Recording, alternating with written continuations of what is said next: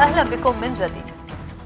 طالب النائب الدكتور خالد شخير الحكومة ممثلة بوزارة الخارجية والسفير الكويتي في الأردن بإصدار بيان توضيحي حول ما تردد عن اعتداءات ضد الطلبة الكويتيين في عمان. ولتوضيح التفاصيل ينضم إلينا عبر الهاتف مباشرة النائب شخير. أهلا بك بداية. حياك الله أخوي، حياك الله. ما الذي تعرض له الطلبة الكويتيين في الأردن، الأمر الذي دفع بكم للطلب بتوضيحات وتحركات من قبل وزارة الخارجية؟ نعم، احنا قاعد توصلنا رسائل على تليفوناتنا الخاصة، وقاعد يعني كما هو متداول في تويتر ان هناك بالتصوير الحي يعني ان هناك مضايقات واعتداءات قاعد تحصل طلبتنا في الأردن.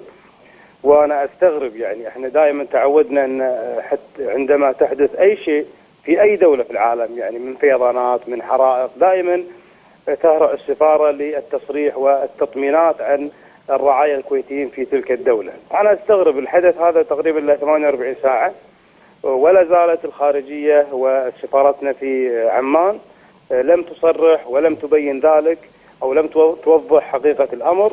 احنا بحاجة إلى تطمينات الأهالي هنا في الكويت، واحنا يعني كما أشدنا بوزارة الخارجية صباح هذا اليوم في كما فعلت في مساعيها الإطلاق الحربي، نحن نحاسبها إذا تقاعست عن رعاية أبنائنا في أي دولة. نعم دكتور، قبل المحاسبة هل أجريت اتصالات مع السفير في الأردن أو حتى خاطبت أو استفسرت من وزارة الخارجية للتأكد عن صحة هذه يعني الاعتداءات؟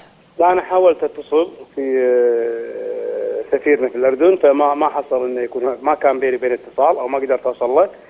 لكن اللي قاعد يوصلني من رسائل الطلبة على تليفوني الخاص او اللي قاعد يعني يتداول في تويتر من تصوير فيديو لاعتداءات يتعرض لها ابنائنا، هذا امر مستغرب. الامر هذا له 48 ساعه لم يرد يعني بيان واضح من الخارجيه او من سفارتنا في عمان.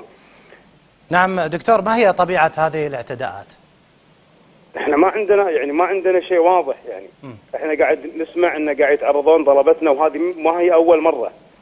وانا استغرب يعني موقف الحكومه الاردنيه ووزاره الداخليه الاردنيه، يعني تكرر هذه الحوادث امر مرفوض ولن نسكت عنه. نعم. يعني احنا اليوم اذا تكررت هذه واذا لم تتدخل الخارجيه بالشكل المطلوب، لا راح نصعد ونسحب طلبتنا ونحولهم دوله ثانيه. مو صحيح اللي قاعد يصير حق طلبتنا في الاردن. فالمطلوب الان ان وزاره الخارجيه والسفير الكويتي في الاردن انه يطلع بيان يوضح لنا ايش قاعد يصير. انت اليوم مسؤول عن طلبتنا في عمان، ليش اللي قاعد يتعرض دائما ابنائنا طلبتنا الكويتيه في عمان؟ ليش ما نسمع عن مثل هذه المسلسلات من الاعتداءات في اي دوله اخرى؟ ليش ما يتعرض ابناء دول الخليج؟ ايش معنى الطلبه الكويتيين؟ فلذلك انا اعتقد ان وزير الخارجيه مطالب بتوضيح هذا الامر. سفيرنا بعمان ايش قاعد يسوي؟ نعم. اليوم احنا الان نحتاج بيان سريع جدا حتى نطمن الاهالي اللي عندنا بالكويت. واضح دكتور. النائب راح يكون لي اتصال باكر مع وزير الخارجيه للوقوف على حقيقه الامر وشنو تحركات السفاره هناك. واضح. النائب الدكتور خالد